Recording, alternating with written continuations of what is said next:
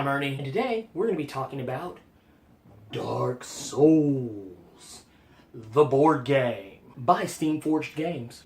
So, Dark Souls, one of my favorite video game series. A series, oddly enough, that I never really became a fan of until maybe well after it was already like a popular thing. I kind of came in roughly around the time that Dark Souls 2 was kind of on the fall, and Bloodborne was coming in, and of course Dark Souls 3 was slowly on the way. Steamforged Games did an amazing thing, and if you've watched my unboxing video, and if you haven't, you should. But Steamforged Games came out with a tabletop board game version of Dark Souls, and I have to admit, it is very, I want to say it's probably about as close as you can possibly get to an accurate representation of Dark Souls in a tabletop medium.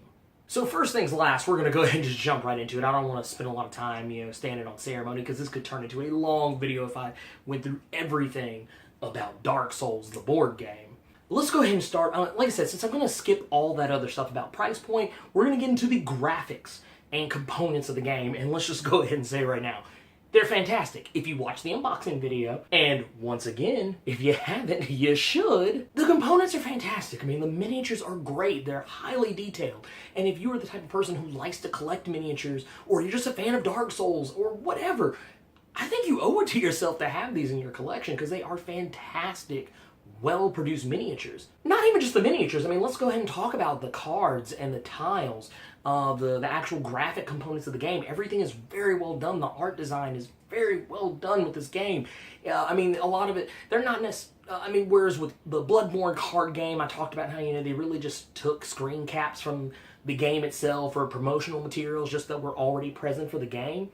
In this, they're actually going out of their way to make something original. And even if they aren't original, they at least look like they tried to make something new and fresh out of what was already present to begin with. It's very fantastic. I think that they did a really good job with this particular part of the game.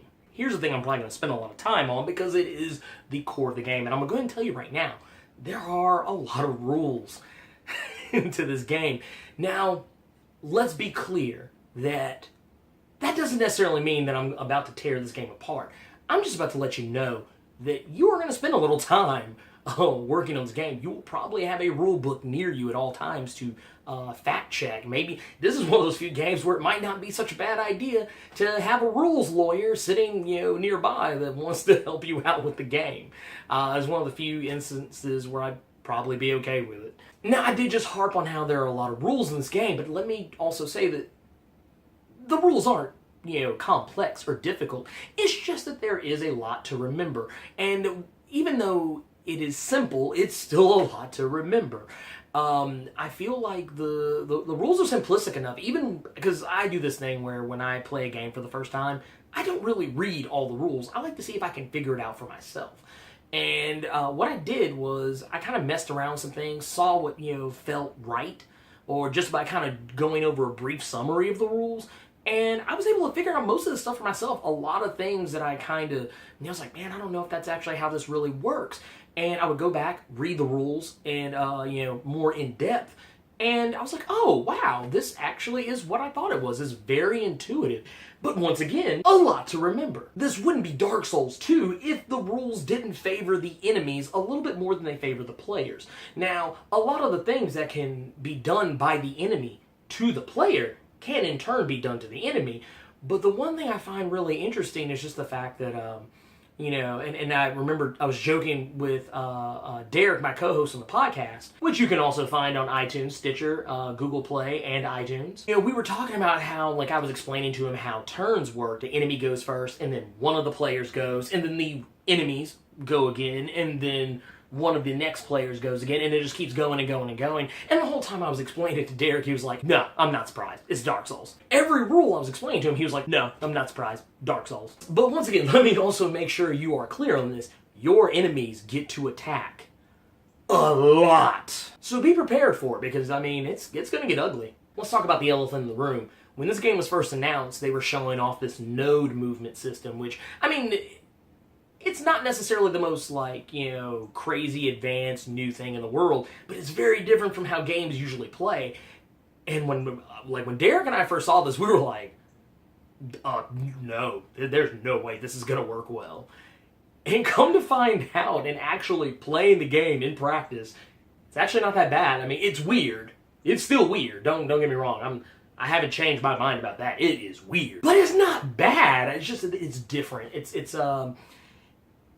just something different than your normal, average, everyday board game tile movement system, and it does work. And I mean, just the thing that's going to throw you off is just how simple it is. I mean, it is not unlike anything you've ever played, but I guarantee you, if you take the time to sit down and work with it, you will see that it is not that big of a deal. I'm going to go ahead and talk real quick about how I feel about the equipment in the game, because I feel that bears saying. Equipment in this game is heavily gated.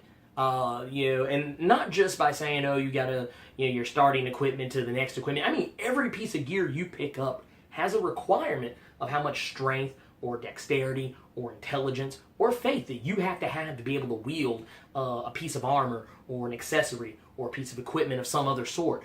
And I'm gonna go ahead and tell you, man, I don't like it. I don't like it at all.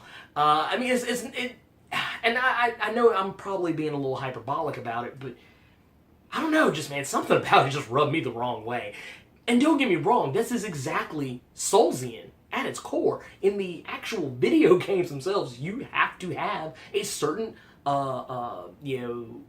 number in your stats for a certain item, and it's not unusual. But man, in this game, the way that the stats line up, I don't know, for some reason it just rubbed me the wrong way. And I'm not saying that it's bad, and I don't think that, you know, Steamforged Games did a bad thing by doing it this way, but I feel like there might have been a better way that it could have been done. But I mean, yeah, when you get gear, be prepared to just stick it in the inventory slot, in the on your bonfire tile, because you're not going to be using it right away. I mean, just it won't happen unless you're using the lowest of the low-B gear. I will say that I do like how you can upgrade equipment. I think the upgrade system for equipment works really well.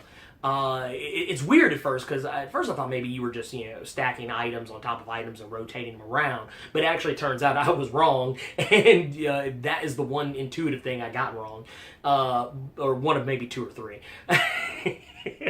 And but I mean, there is a section where you can put extra gear, and I thought that was really cool. I mean, the way the character cards are laid out is fantastic, and the weapons themselves, the equipment itself is great, but just, yeah, the way it's handled, I think, was a little clumsy. I'm gonna go ahead and say right now too, speaking of punishing and clumsy, the health system, which is technically an endurance bar where you're matching stamina versus health, man, it's punishing as fuck. Now, to be fair, you do get replenished on your stamina and health at the end of every fight, and you also get stamina back, in between activations, or at the beginning of activations, each time you take a turn. But man, I mean, yeah, because certain attacks require you to use up so much stamina, and if you take a hit that round, that same turn, you might end up filling up your endurance bar, because your health is coming from the right into the left, and your endurance is coming from the left into the right. So if they meet and your whole bar's filled up, you're fucked, you're dead. I'm not complaining about it, though, because even though I find that it's punishing, it is not unlike playing Dark Souls. Dark Souls is a game where you have to manage that stamina bar and make sure you're not leaving yourself open to attack. And if you use up all your stamina and you don't have much health to begin with, you're a dead man. Unless you're just super awesome badass. Another thing about the rules I'm probably going to harp on a little bit is the win-loss, for an encounter. I like the fact that you win as a team, but you also lose as a team. If someone dies during an encounter, I mean, you technically lose regardless of whether you won or not. I thought that part was a little weird. I still think it works, because, I mean, yeah, it's Dark Souls. I did find it a little strange, considering that technically, in the video game, if one person loses, unless they are the host of a multiplayer match, you're fine. Long as one of the, your cooperative people joining the game die, I mean, you're still good to go. But I mean, I get it. I totally get it. It's Dark Souls. I will say, on the flip side of that too, I do like the enemy AI deck and how it changes based on enemy health. because it does actually give you that same vibe that you get where you learn the patterns of the bosses and the enemies, and it also turns it around. I think that's actually really interesting. I like that a lot. I like having that, you know, where, oh, you got them down to 50% or whatever. Now it's time for them to throw in their big guns. I mean, because that is exactly like the video game. And last but not least, I think it bears saying, I do want to do a shout out for the push mechanic in this game. I mean, it will save your life. I mean, it's almost like ham boning, like, you know, just like you're just like. All that being said, like I said, the rules are kind of a mixed bag for me, but I think they work. Now, when it comes to replay value of this game, that is high because, I mean, there's a campaign mode, there's all sorts of fun stuff that you could be doing. Everything works for the most part.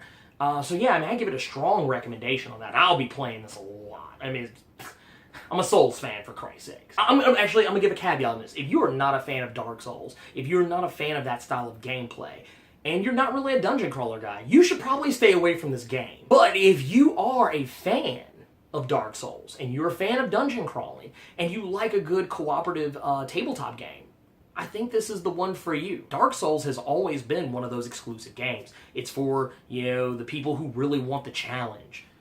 It's gonna be the same on the tabletop. Anyways, hope you guys enjoyed this video. Thank you so much for watching. And if you enjoyed this video and you want to check out when I have new stuff coming up, click that subscribe button. Let me know if you enjoyed the game in the comments. Once again, thank you so much for watching this video. May your successes be critical and your failures not so much.